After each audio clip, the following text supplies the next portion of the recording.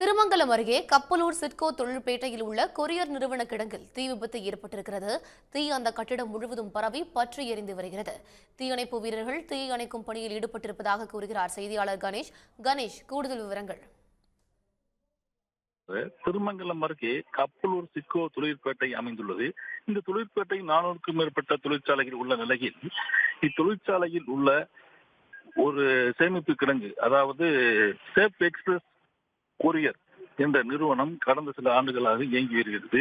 இங்கு விலையுயர்ந்த பொருட்களையே இங்கு கொரியர் மூலம் தொழில் நிறுவனங்களுக்கும் பொதுமக்களுக்கும் விநியோகம் செய்யப்பட்டு வருகின்ற நிலையில் இன்று இரவு அங்கு எலக்ட்ரிக்கல் சம்பந்தமான வேலைப்பாடுகள் செய்வதாக கூறப்படுகிறது. இதில் ஏற்பட்ட மின்கசிவு காரணமாக திடீரென பற்றிய தீ கிடங்கு முழுவதும் மளமளவென எரிய தொடங்கியது.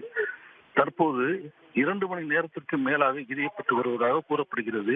இந்நிலையில் 4க்கும் மேற்பட்ட தீயணைப்பு வாகனங்கள் தீ அணைக்கும் பணியில் ஈடுபட்டு வந்த நிலையில் தீ இதுவரை சரியாக பற்றி எரிந்து கொண்டேதான் இருக்கிறது. தண்ணீர் பற்றாக்குறை நிலை வரும் நிலையில் இங்கு தொழிற்சாலையில் பணிபுரியும் வேலையாட்கள் எவரும் இல்லாததால் பெரும் உயிர் சேதம் தவிர்க்கப்பட்டுள்ளது. பொருட்கள் 2 கோடிக்கு மேல் இங்கே தீயில் கருகி நாசமானதாக தொழிலாளர்கள் கூறுகின்றனர். விலையுயர்ந்த பொருட்கள், அதாவது கண்ணாடி பொருட்கள், விலையுயர்ந்த காலணிகள் மற்றும்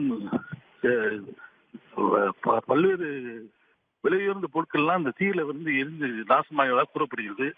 இது குறித்து தீயணைக்கும் பணியில் ஈடுபட்டு வருகின்றனர். விவரங்களை வழங்கியமைக்கு நன்றி கணேஷ்.